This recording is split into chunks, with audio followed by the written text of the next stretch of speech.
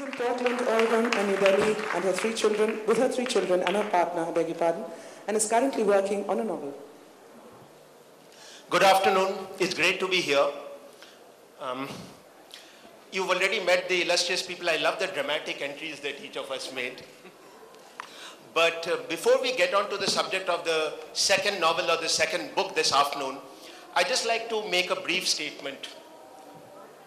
One of the most famous second novels in contemporary writing is Midnight's Children by Salman Rushdie.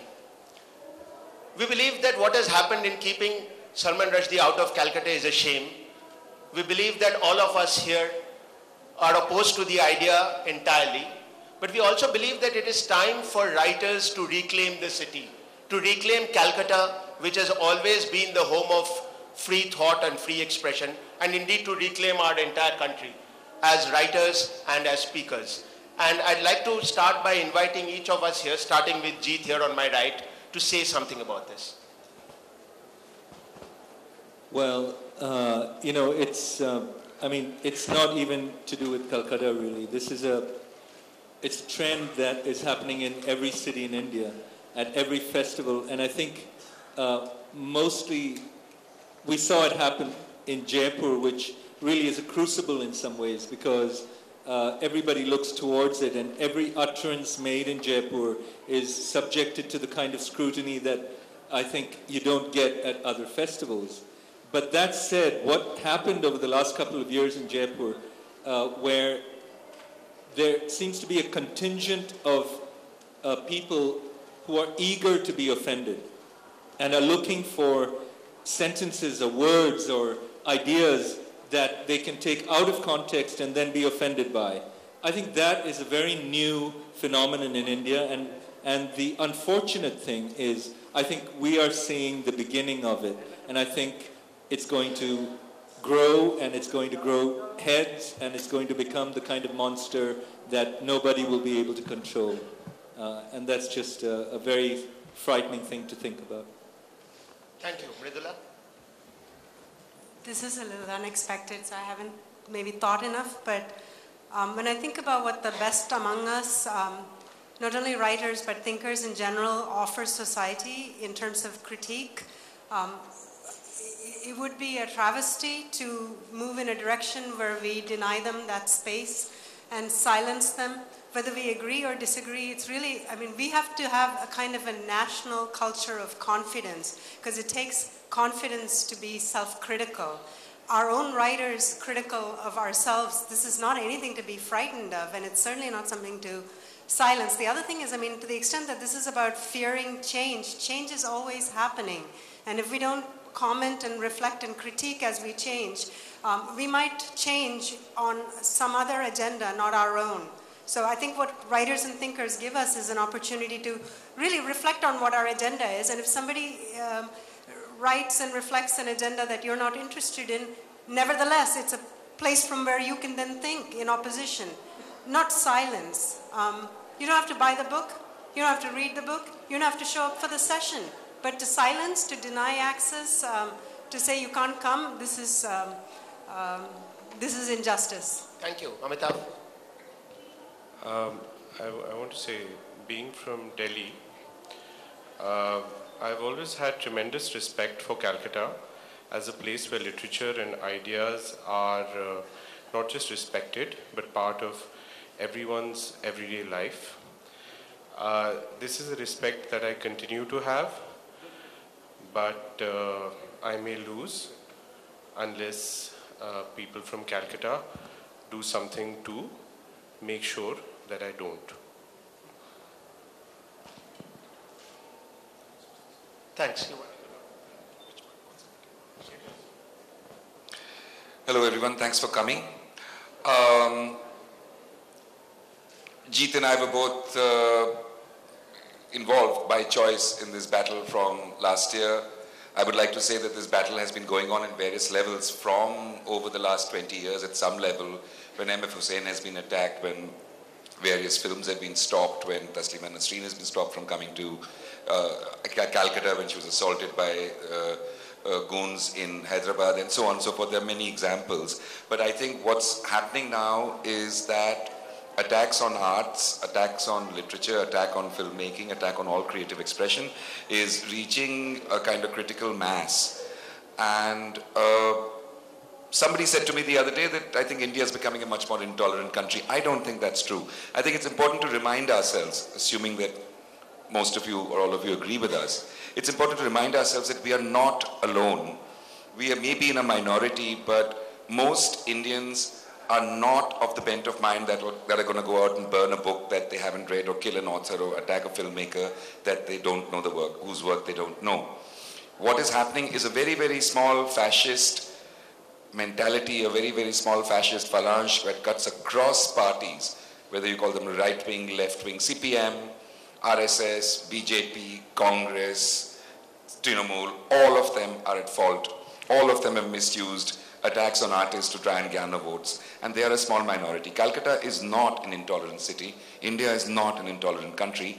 But if we are not to sink into a really, really dark space, we are going to have to, as Arunava said, reclaim what is rightfully ours. And we have to reclaim it non-violently, with a lot of stamina, with a lot of energy. A few writers or one or two figures will not do it. It has to be a collective effort. Remember that it's 1 or 2% of this population who are trying to spread this poison, and I'm sure we can match that 1 or 2% of the population by 1 or 2% of the population that loves to read, that loves to see films, that loves creative expression.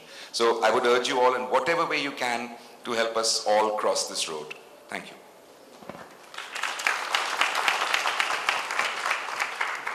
Thank you. Now to the subject of the second novel, which is a good way to reclaim our space. Jeet, currently the wealthiest author in India. Well, just remember 30% of that goes to Manmohan Singh for the wonderful roads, the fantastic power, the water, clean water you can drink from the taps, and so on. Right.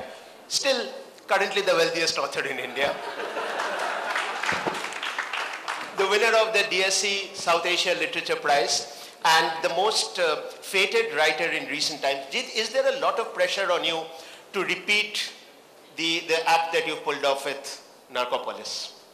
Not really, no, because I've been working on this book for a while, for, the new book, and you know, when the festival's over, and when the stage lights are off, and when the audience has gone home, and when I go home to my quiet house and sit in my room alone and stare at that screen, nothing has changed from when I wrote the first book.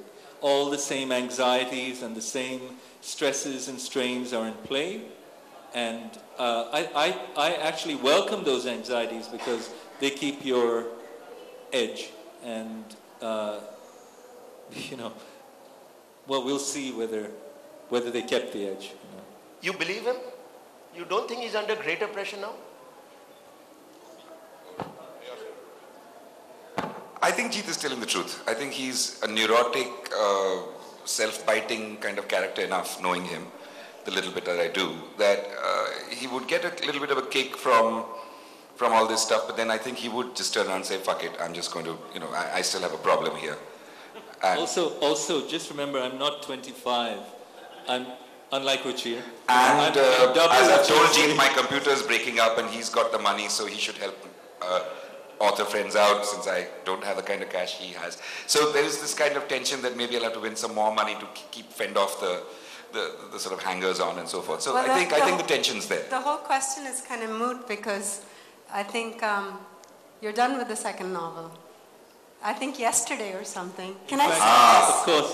In Calcutta. Swine. In fact, I'd really like to thank the Kolkata Literary Meet, Malvika. I'd really like to thank you because this hotel has just been amazing. It's a very quiet space. From the window, you see these lotus ponds and the koi, and you don't have to go to anything if you don't feel like it. You know, there's breakfast, lunch, and dinner. You know, there are drinks in the evening. There are people. It's sort of like a writer's residency where you can meet people if you want. And I just wanted to say to the ITC Sonar, if you want a poet or novelist in residence, Here Hey, I am. there's a queue. This is clearly why I haven't finished my novel, because I'm staying at home in Minto Park while this guy I is will sitting turn here. up Ridiculous. once a week, say on a Saturday night at the club, and say a few poems. I can even include a scene where a character lives at ITC Sonar. You know, let me know. In New York. I just want to say something here. There's one difference though, Jeet, I'm sure you're aware of this, that when you're writing the first book, half the time or 3/4 or 5/6 of the time, you feel that it's never going to end. When you're writing the second book, you feel that only maybe I would say 1/3 or 1/4 or maybe 1/5 of the time that it's never going to end. But with the first book, I had no idea that it would end till it ended. With the second book, I felt that, well, once before I managed to get to the end, so maybe this time also it'll happen. Right? So there's a little edge of the anxiety, although the technical problems are still there. Because if they weren't there, then it was probably going to turn out really bad. So I guess the craft of it becomes a little easier, but the actual nuts and bolts of it, you know, it's as difficult as it ever was, and that's never going to change, you know. I mean, Naipaul said that in his Nobel lecture. He said that he starts with an idea, with no idea how it's going to end, and that is after, you know, a lifetime of writing, he's still doing it in the same way. So that's a good thing, right? If you already knew what it was going to be about, when you started, then you probably shouldn't be writing it in the first place. but also I think it's true that writers write the same book, pretty much. They try and disguise it, but all the obsessions are the same. You know, all the hungers that drove the first book will be present in the last book, though if it's a good writer, he'll try and hide it and disguise it in a way that the reader won't be apparent to the reader right away. I think that's, you know... So, Mridula, sorry for this question, but what would you most liken the act of writing the second book in your case rather than novel 2? Is it like having a second baby, like second... No, No, let me finish. I'm giving you more options. Second baby, second marriage, second stint in a lunatic asylum. Maybe the latter is the last option. C is probably the closest to the truth. Because I wrote a collection of short stories, and then I wrote a novel which just came out a month ago. And so this is all very fresh for me still. I was editing till about 6 months ago. And what I'd say is that switching forms the way I did, I always knew as a writer I was most interested not only in what I said, but how I said it. And I'm very kind of conscious of that, and readers who have read my work know that I even in the collection of short stories, each short story looks different from the previous one in many ways. And though I mine the same ground endlessly, I'm trying to figure out how can I say this. So what I found when I moved to the novel is that, in fact, now I'm saying it in a whole other way. And that required me to change. So all along, the conceit in this business of how I tell it being as important as what I say, I always related that to the reader. The reader was going to come, read my book, and experience the what and the how. I never quite understood how much of that is also in my head. So in short, short stories require a certain kind of brain wiring, and the longer form required a very different wiring. And so I had to rewire. And there were, I mean, and got stuck along the way at times. And, you know, the form dictates what you're thinking and how you're thinking it. So this is the pleasure, I think, of reading in different forms. And I always understood that as a reader. But second book, you know, learning new things all the time.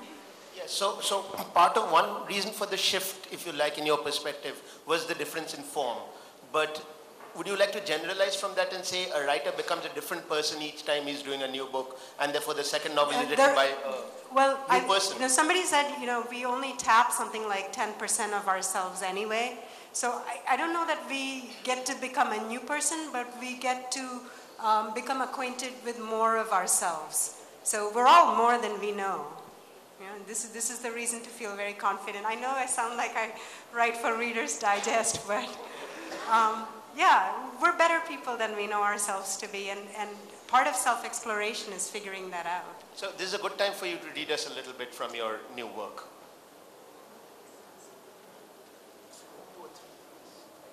Okay. So So my book is about a woman who relinquishes her 4-year-old son. That means she's had him for quite a long time. And children and books are very different. You don't relinquish your children. You can relinquish your book a lot easier. So Anna Kutti is telling the moment, she's telling the story of how she gave him away. She gave him away over 4 years in the sense that she was having to think about it constantly. She was under intense pressure to give him away. She ended up giving him away to a tourist couple. Pressure from society, the child was illegitimate. She's telling the story years later to her niece, who she raises. My son had a friend. Actually, he had many friends, but there was this one, Shekhar. Shekhar was perfect. Shekhar was so tall, Shekhar was so fast, Shekhar could wrestle like anything. Shekhar had a pencil box with 24 colored pencils in it. Shekhar even came to school riding a horse every day, a white horse, and with his father riding the horse, Shekhar on his lap.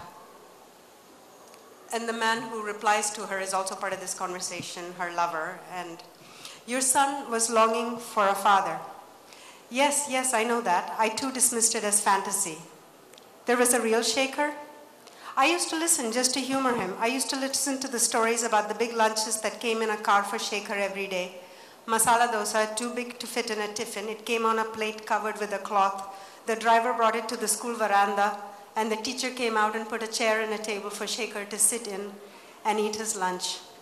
The sambar was so hot, and the children would all stand by with their cold curd rice and watch Shekhar eat. Sometimes the driver would bring lunch for the teacher as well. Anna, listen to me. This Shekhar with his father, who was an army officer, and his mother, who came in the car in the afternoon to take him home, wearing her saris and jewelry. This Shekhar was real. I was called to school one day by the teacher. My son had hit a boy very badly, and his name was Shekhar. I went to the school, and yes, he had hit this boy who looked like he might have a family somewhere with some money. I don't know. The children all wore uniforms. His was made from good cloth. It was newish looking, even though the year was nearly finished. Maybe they stitched him a new one because he grew recently. Maybe there was even a horse and a tiffin and car and jewelry. No. Probably not. After all, the school wasn't a rich one, but there was a marble. They had fought over this marble. I had given Madhu the marble. It was part of the collection of things the woman left with me as a gift for him. The woman? Yes, the German woman. She came twice, once to see him. He was asleep. Again she came. He was awake this time, but I sent him outside. Next time, it was at the train station when I sent him away. She gave you gifts for him. The second time she came, it was hurriedly, without anyone else with her. She gave me clothes for him, biscuits, sweets, other things. I had no intention of giving any of it to him. She wanted me to tell him what was going to happen soon. She wanted me to tell him because she couldn't speak with him.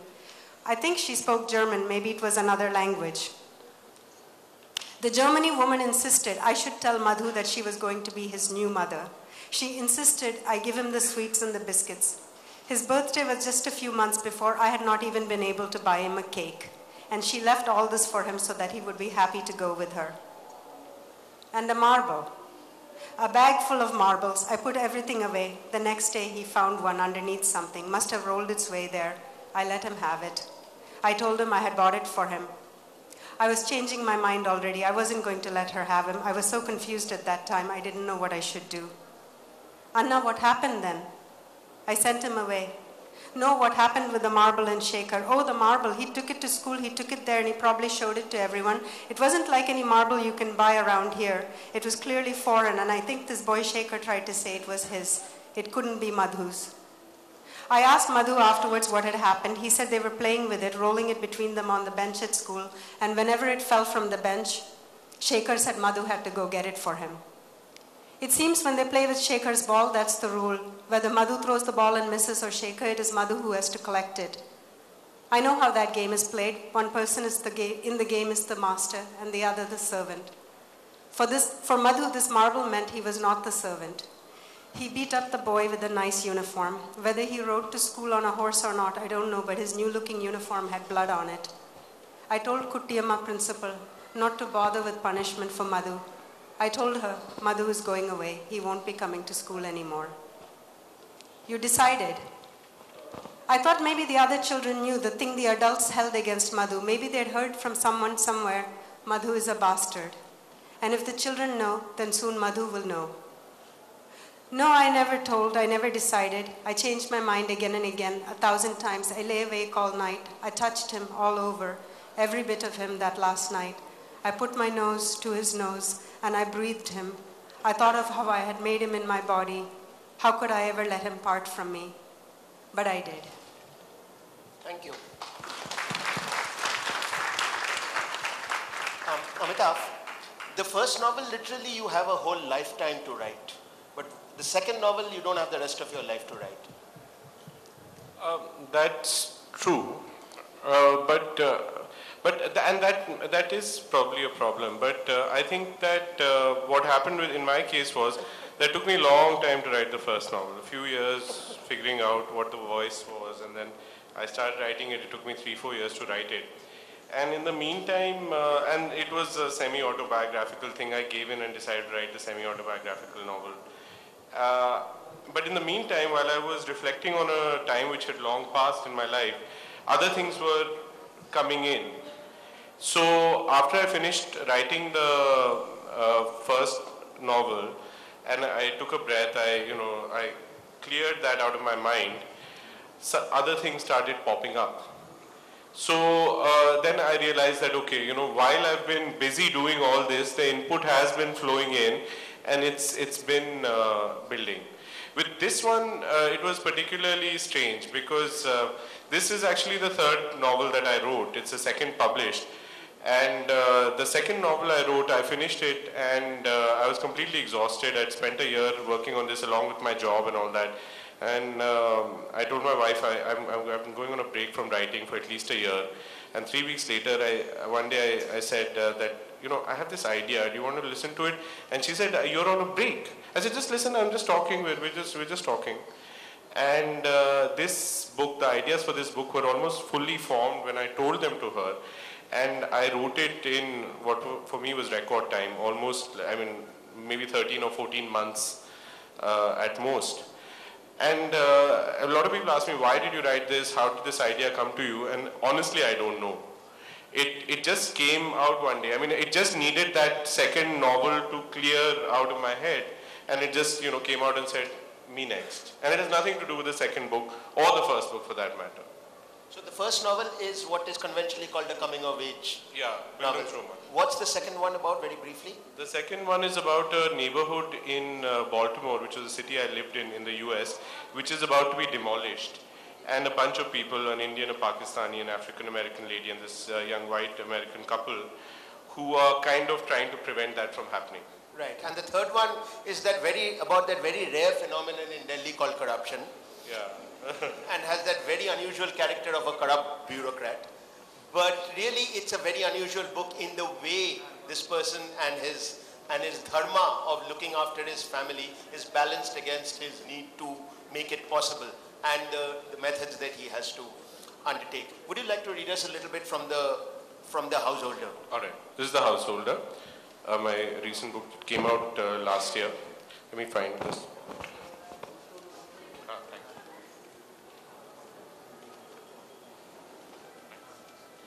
So the protagonist is Naresh Kumar. He's a PA to Mr. Asthana, who's an IAS officer.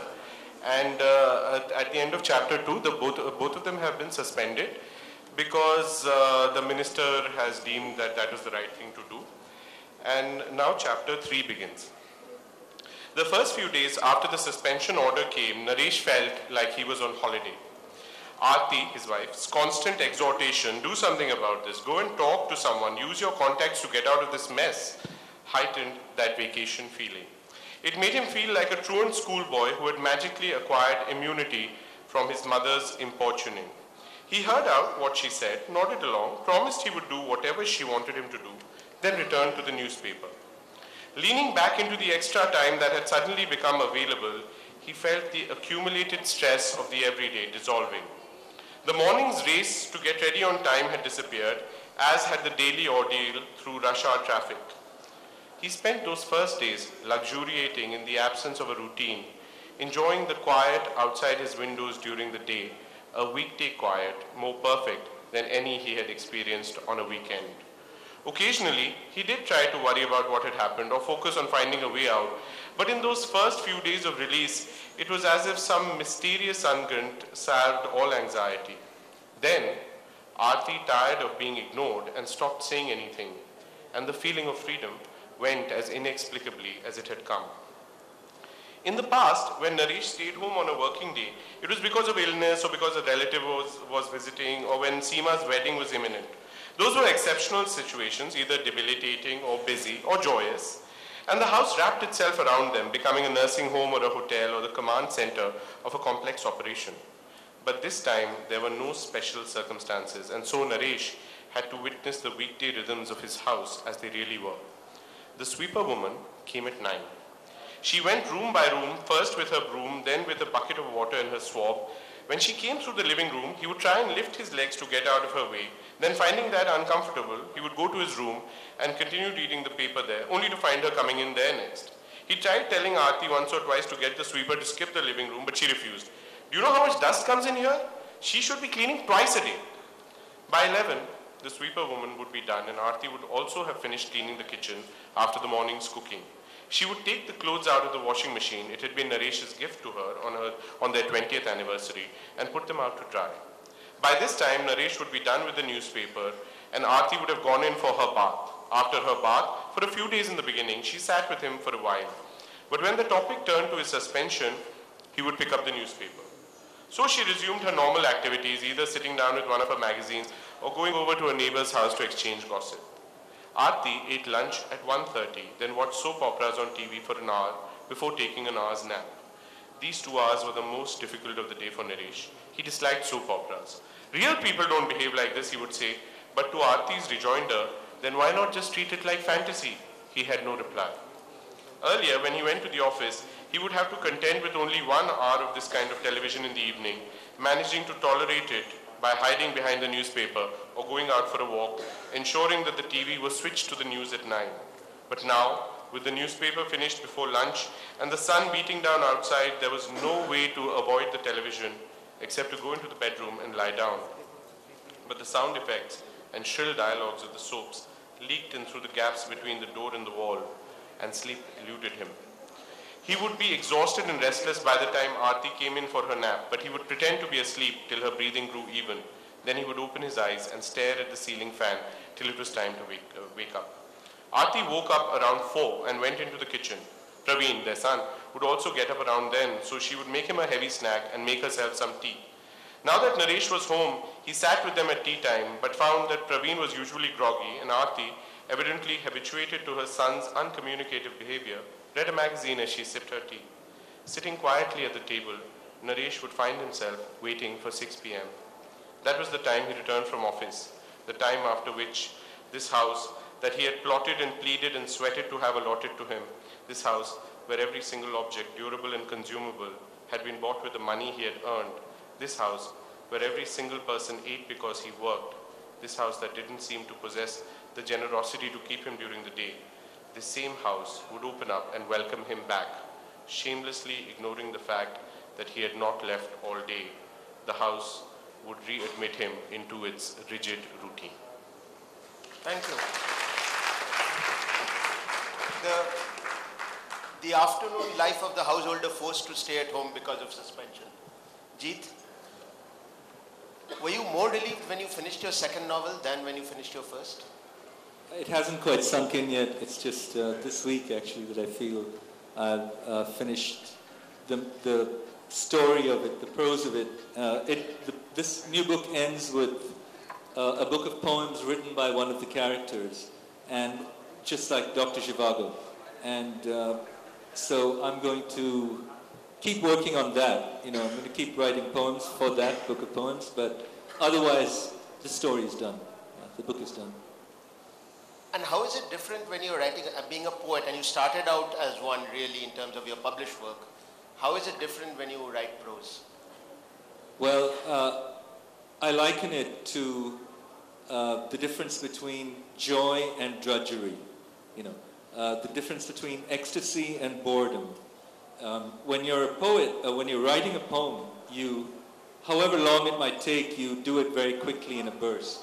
And it's a joyful burst of activity that happens in a day or two, and you might do many drafts and you might rewrite, but the initial endeavor, the initial work of it happens very quickly, and it's very joyful.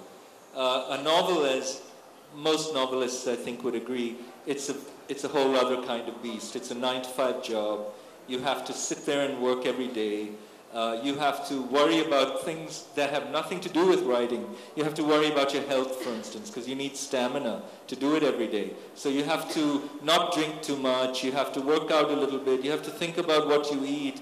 All these very boring things where, if you put a bunch of artists together in a house, the novelists are the ones who go to bed early. The poets are up dancing on tables at 4 a.m. It's a tragedy. And what are you going to read us from? Well, I'm also going to announce the title of the book, which has changed a lot, but yes. I now have the title. It's called Sex Lives of the Saints. Right? And exactly like Narcopolis. Right, so this is the first time that anyone other than Jeet and possibly an editor is getting to hear an excerpt from his new novel. It's a very special moment. No, actually not even an editor.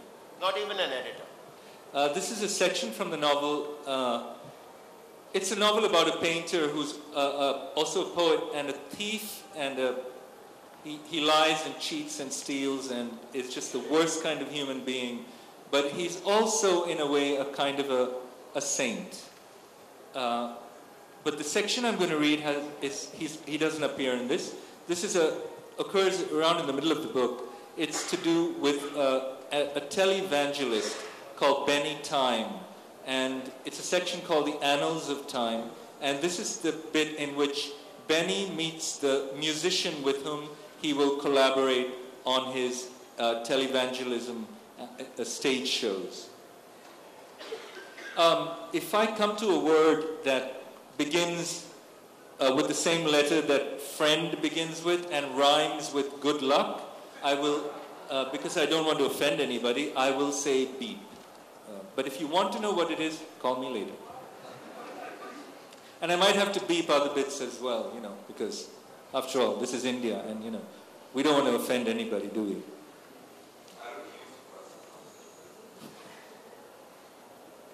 In 1997, John Gonzalez got a gig singing with an emo band in a club on the Lower East Side. He had to wear his hair in the style of the early Beatles and pretend to be shy on stage. But he did get to do his own songs, and then the band got a regular gig at the Living Room. They changed their name from The Band, as in B-A-N-N-E-D. They started out as a post-punk collective to John's Got Time, and had a hit with a song called Maybe Baker. In the summer, they were invited to Coney Island for the Mermaid Float, where they performed to their biggest audience yet. Late that night, high on smoke and beer and post-concert good vibes, John and the band took a turn on the boardwalk, meeting fans, signing T-shirts and breasts, and touring the strange attractions section at the far end of the beach. Somebody gave John a swig of MDMA-laced grapefruit juice. He stopped to look at Lydia, the tattooed lady, and shook her hand and posed for a picture. When he emerged from Lydia's tent, the rest of his band had disappeared. He saw a string of colored lights flickering on a plastic Christmas tree. The bulbs went off and on with a sound like suction cups disengaging. Just then, a candelabra of fireworks went off in the sky and lit up the faces of the people around him. They were mostly tattooed and pierced, with surgically altered noses and bifurcated tongues that moved separately like twin serpents. Somebody laughed, and it sounded to him like glass breaking in his inner ear. A man with webbed fingers licked ice cream from his thumb, and a brass band started up. He saw that the musicians were midgets dressed in neon sombreros and cowboy boots. They played a dreamy version of Malaguena Salarosa, and each time the lead midget sang E Salarosa, he put a sob in his voice. Somebody touched him on his neck, and he turned. A girl kissed him on the lips. She had crimson eyes and wet hair that reminded him of seaweed. She said, "You taste like sea salt."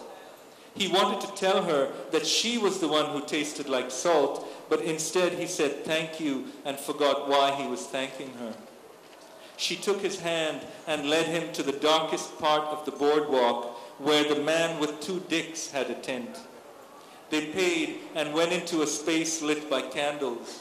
A line of people were waiting and speaking in whispers.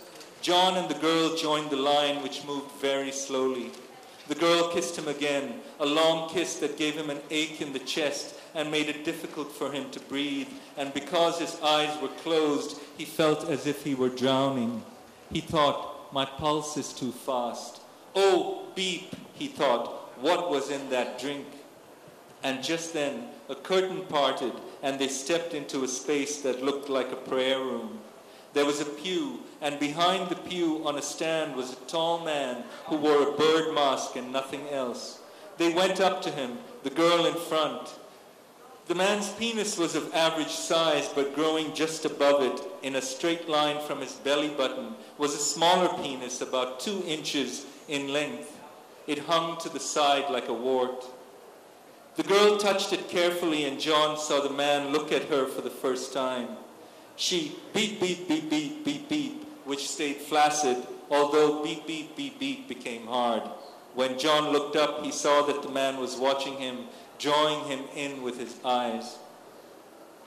He took the birdman's penis into his mouth and tasted sour coconut milk, and the man said, no more, I can't, I have a show to do, why don't you wait until I'm done? Which they did. He and the girl waited until the crowd had gone, and then went back to the birdman's trailer where they beeped for hours, beeped in different combinations and combinations of combinations, and not once did the man take off the mask.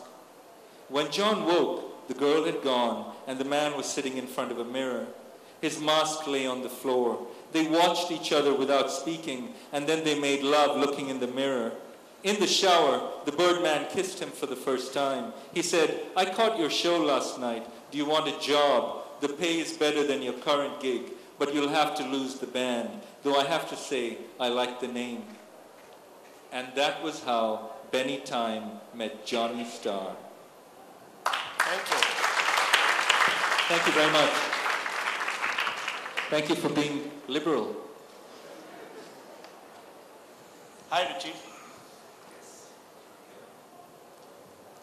You know, all that stuff I said about you have a lifetime to write your first novel. Yeah, I was wondering about that. So just remember my 10-year-old son is in the audience and take it away from there. Where is your 10-year-old son? So Ruchi's first novel, The Last Jet Engine Laugh. You need to put some cotton wool in your... No, leave me out of this. No. Ruchi's first novel, The Last Jet Engine Laugh, was published in 1990. No, it was published in 2001. 2001. Right. And he's been working on a second lifetime and a second novel. The first thing, Ruchi, is why don't you read us from it? Would you like to do that? Actually, or tell us do you want me to read about? Well, I can't read from it because I don't have a copy. We'll ensure that. What's that? No, carry on talking while I show you. Yeah. I was going to make some general comments about second work. One of the things that I remember reading that Francois Truffaut, the filmmaker, said when he was a critic actually, but I think he'd already started thinking about making films, is that you can tell if a filmmaker's any... Okay, put it away. I have a second novel. You have an extra. You can tell if a filmmaker's... You can't tell from a filmmaker's first work whether he or she is any good. But by the second film, you can tell. Because the first one, you can accidentally get it right. You can fluke some stuff. And the second one, you have to do it right. You can't fluke it a second time. Or you could make silly mistakes the first time. You could be nervous, etc. But the second time, you bring things into focus and you know that this guy is then, or this woman is then good. I think that works for films. I don't know that that works particularly for novels. I think because in cinema what happens is you're dealing with actors, you're dealing with a crew, you're dealing with producers, money, lots and lots of things that are outside the control of the director or the author, or whatever you want to call them. Whereas with a book, like Jeet said, it's a 9-to-5 job. And like Mridula said, you know, you're dealing with a new form or mining the same area and trying to see what a different part of you can keep interested in the book. And so that becomes a different ball game. The other thing, there was a conversation between Wim Wenders and Jean-Luc Godard where they said, you know, never work on a film for longer than 1 year, whether it's a feature film, a trilogy, or whatever. If it goes beyond 1 year, just dump it. It's shit, forget it. Now, again, that works for cinema because there is that impulse, there is a kind of look that you have in mind. There are certain actors who are a certain age. Rahul Bose the other day with Nilanjana was talking about how he was supposed to play Salim Sinha and now he ends up playing Zulfi in Midnight Children. You know, that moment passes. And that film that you're imagining also changes, mutates, becomes another film. Again, that does not apply to the whole business, I think, of writing a novel, whether it's a first one or a second one. For me, the first one actually came in 2 or 3 stages. There was a short story that was the autobiographical coming-of-age short story that then exploded into a far more complex, far more ambitious novel which stretched across 100 years, but from 1930 to 2030. It took me 3 or 4 years once I realized that's what I was doing to finish the book. And I remember writing that book quite quickly and with, you know, sort of waves of inspiration, energy, stamina, all of that stuff. And then when it was done, I wasn't surprised that it was done. I'm trying to remember that moment now and finding it very difficult because what happened after the first book was I gave myself 2 or 3 years, even though other stuff was gestating and my publisher had backed me with an advance and all this good stuff. I actually started work seriously on the second book, I would say around 2004, 2005. The task I set myself up was the first book had the kind of cinematic framework that I'd set for it, where I could shift from a day in Ahmedabad in 1930 to a day in Paris in the year 2022 to a point in space in 2030 just above the Earth and above the Andaman Islands. And I could move back and forth. I could escape from a tricky situation if I needed to and come back to it from a different angle because I'd also given myself the metaphor of a computer game where you can make people do different things across time and the game gets obsolete as the book goes on, but you know, it was a good device. This time around, I confess I've set myself up a different task. I was going to tell a historic story set in the time of the Second World War in Calcutta, at the time of the Second World War in Calcutta, and I was going to do it mostly chronologically. And it's hell, because if you take away your own devices and you take away your own things and you set yourself up with something different, it's like being like the man in the bird mask and not knowing how many, what kinds of things that are sticking out of you, because you can't really see them or feel them sometimes, and sometimes you can. So, in the meantime, talking about sons, the novels become a joke with my sons, like, okay, Papa, when are you going to finish it, when you become a granddad? My younger son, who's 16, has most of his life known me to be working on this book, plus doing other stuff. I saw Alexandra sitting there. My friend Camilla is published by her, and she's Alexandra Pringle's Camilla's editor. Camilla has produced, I think, 3 or 4 novels in the time that I've been writing the second one. And when I was in London recently, she was like, Joshi, so where is it? Have you finished it? I said, well, it's getting there. And I said, I can only meet you here because on Tuesday I have to deliver my first draft to Alexandra. And I was like, I so beep, beep, beep, hate you. And now here is Jeet saying he's finished, but I knew he was doing it at speed because actually we published an extract of what I thought was a very beautiful extract from his first novel. It turned out it wasn't in Narcopolis. I think it might be in Sex Lives of the Saints, as we can call it now. So that came out in Electric Feather, the collection of erotic stories I edited, which came out in 2009. So, okay, sometimes you work on second novels before you work on third ones. Sometimes you work on third ones and don't realize it. These pushes, pulls, these continue. I think it actually doesn't matter. There is a kind of tendency now for novelists to become like filmmakers. Like, my God, he hasn't produced anything in the last 5 years, or when was the last time Quentin Tarantino made something and stuff like this. I think we have to fight against that.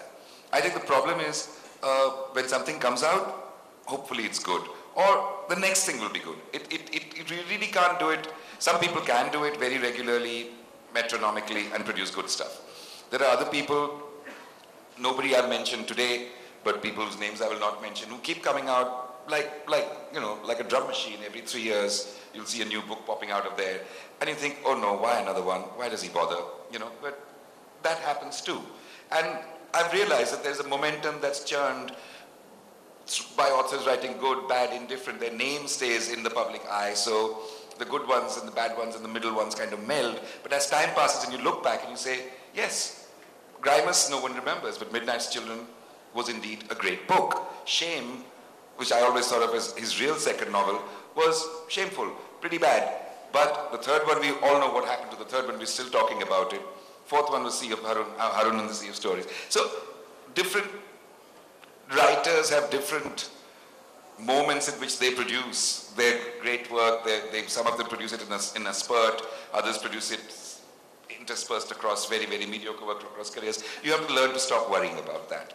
And once you stop worrying about it and worry about what's on the computer, the tensions of what's facing you, and your anxieties about this character, like, oh fuck, this guy's really not working, or I have to make him do this scene which I don't really want to write, stuff like this. That's the real struggle. That's when you get your hands dirty with the paint. And I will not tempt fate by telling you where I am with my second novel, except that yes, serious work has been done on it over the last 4 or 5 years. There was a point where I was kind of upset that it had taken so long. Right now, I think I've crossed some hurdle somewhere where between Kartika, our editor, our shared editor, and myself, I could say to you that, yeah, it should be finished this year, I hope, inshallah. And now I will attempt to read from an iPhone a novel that Arunava claims is mine, but it may not be. It may put whatever. Ruchir, you're lucky. I mean, you guys are lucky. If this session had been held with authors, Bengali authors from Calcutta, it would have been called The Pain and Pleasure of your 100th novel.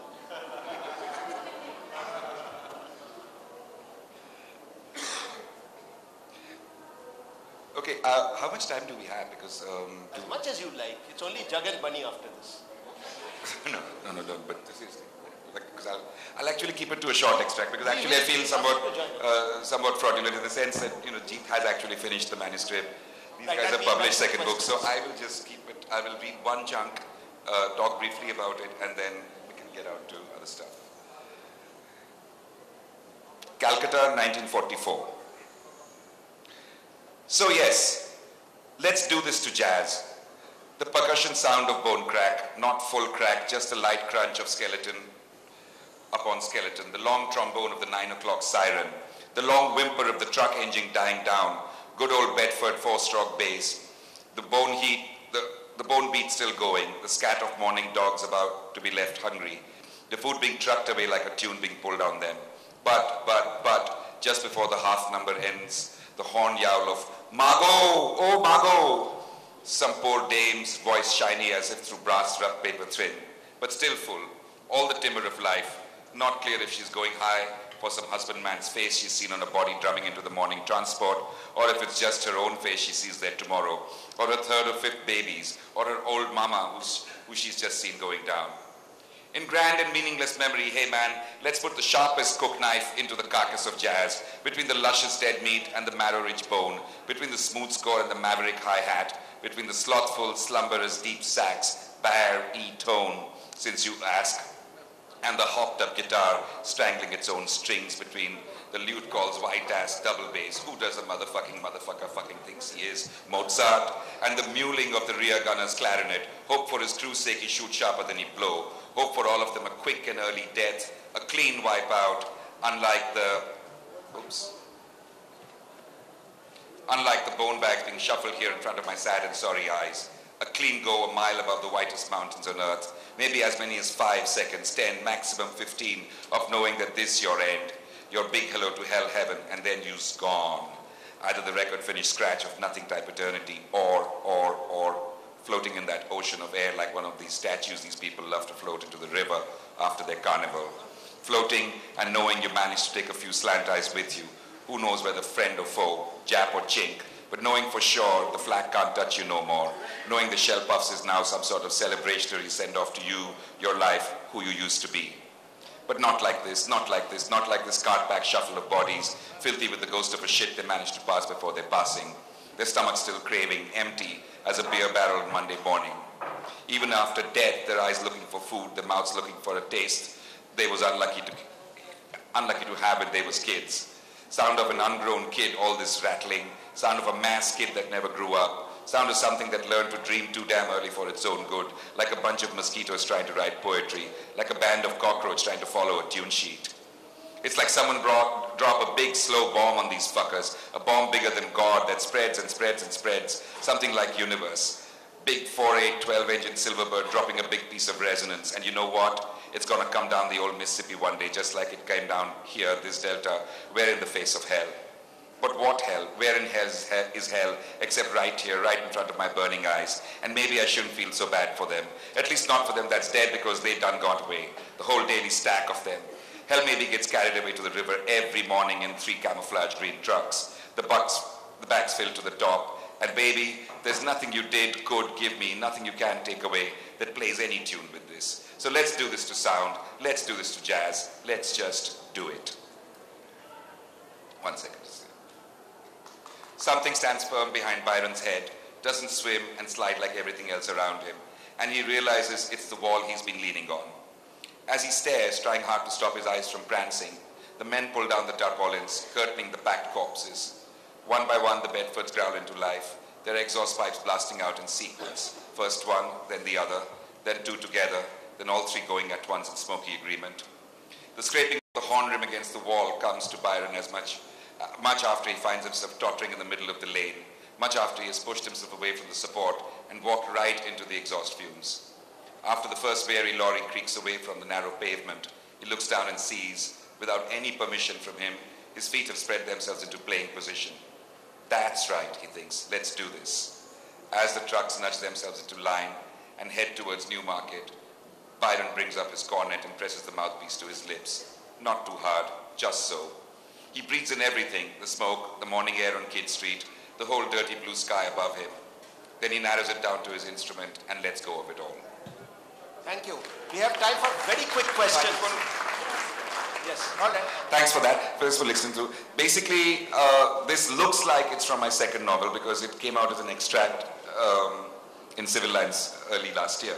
But the fact is, once the second novel is done, I don't think you're going to find that chunk in there, just like we don't find Jeet's chunk in his first novel.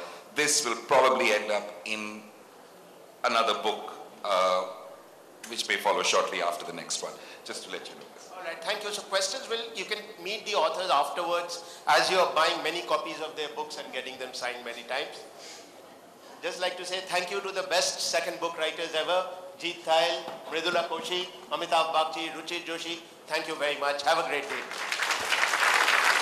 Question?